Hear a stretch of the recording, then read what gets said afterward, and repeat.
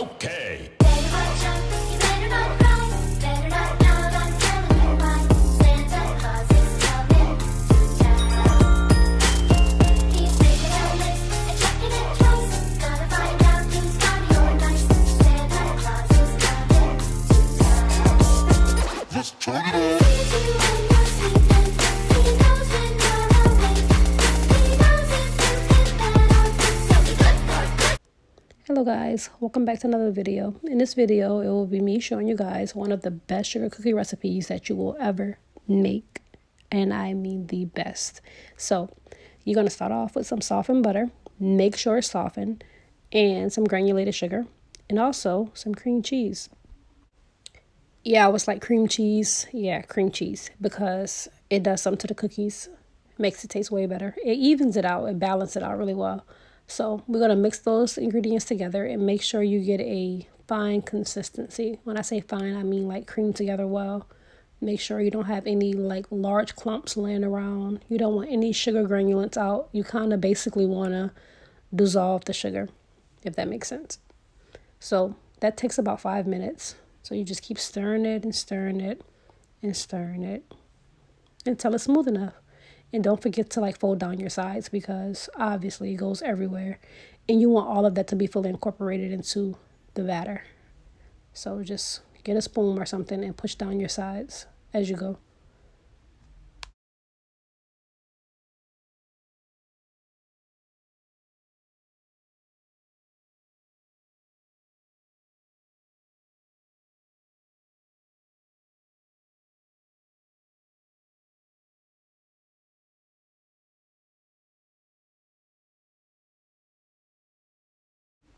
So you see me add some salt right here, and I don't know how much it was, but the exact measurement is in the description box. And you see me adding 1 egg yolk, and you're going to see me add 2 eggs. That does not say to do that in the description. I actually messed up, but not really messed up because it came out okay still. But instead of 2 eggs and 1 egg yolk, you need to use 2 egg yolks and 1 egg. But that's in the description box. So just follow the description box. Don't follow what I just did in the video. And then I added some vanilla extract. And you can also add almond extract if you would like. I think it gives it a better taste, a better flavor. But I didn't have any almond extract because I used it all. So we're going to mix that together and get that fully blended as well. Now for the flour. I'm pretty sure it's 3 cups or 3.5. That's in the description. But try to get a strainer and like put the flour in there first so you can kind of sift it. And I added baking powder. That measurement is in the description box as well. But you're going to shake it through. And you're going to sift that flour through versus just pouring it in. And with the flour, you don't want to overbeat it or over incorporate it. Well, that's with anything with this recipe. You don't want to over incorporate. So we're going to fold it instead of blending it because we don't want to overdo it. We're going to fold it and it gets really messy, but fold it and keep folding it until it gets to a dough consistency. And you're going to see it turn into a dough eventually. Just keep on folding those little ingredients into each other. Make sure you get the size. I don't think I did that really well this time, but it still came out good, like I said. So you're going to take all of that you just incorporated together, and you're going to put it on some saran wrap or cling film, whatever y'all call it. And this is what we're going to use to hold it together. And we're going to put it in the refrigerator to chill for at least 2 hours. Mine's chilled for like 2 hours, or probably a little bit less, but make sure it's the minimum of 2 hours that you chill this in the refrigerator for. And you see me kind of like making sure everything's together. And you're just going to play around with it and trying to get it into like a little dough ball until it's all together. So here's my dough 2 hours later, and you can see that it's way more firm than it was earlier. And I'm going to cut it in half to only work with half of the roll at a time.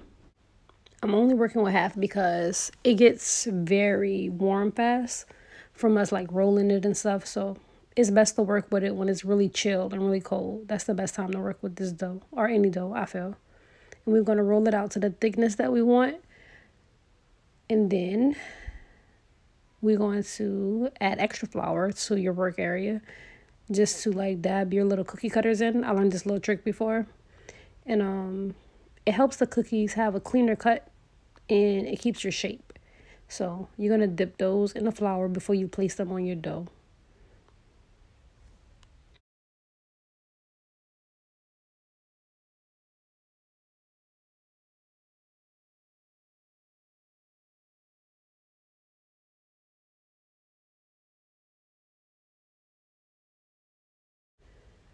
So you could switch these doughs out, which I just did.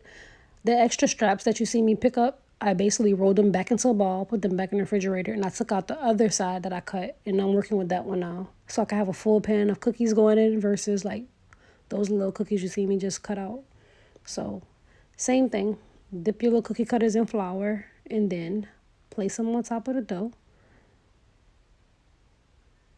I think I should have let my dough get a little colder because it got warm really fast and it started getting sticky on me.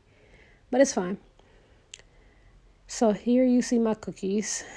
I love the thickness of these cookies. The thickness I chose this time. But here they are after they came out the oven. That was fast.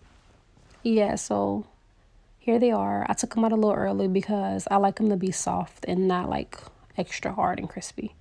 So here you see me messing with the icing that I made. This is the royal icing. I don't have the ingredients or instructions for it down low. But if you need to know this or want to know this, you could just comment below and I'll just tell you. But it's just a simple royal icing recipe.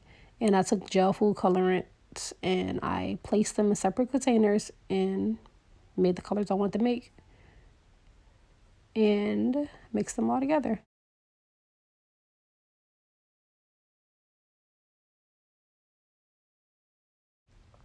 So there's two different ways I find that it's easiest to decorate sugar cookies. You could either dip it in like I just did and let the extra icing just drip off and then like put your sprinkles on top after and let it dry or harden.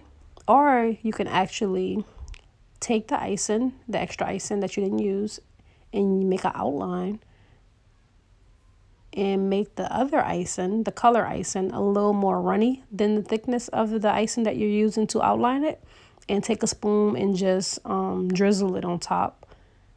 So the outline icing basically acts as a border so the icing don't run off. And then you just take a spoon and you drip it on top like that. And you take a little toothpick to like fill it in versus letting it just drip everywhere. Or if you want to just be extra careful, just get a toothpick. And then you add your little decorations on top. And there you have it. But this is the end of this vlog. It was fun doing these cookies and it was fun sharing them with you guys. So I hope you guys enjoyed and I'll see y'all tomorrow.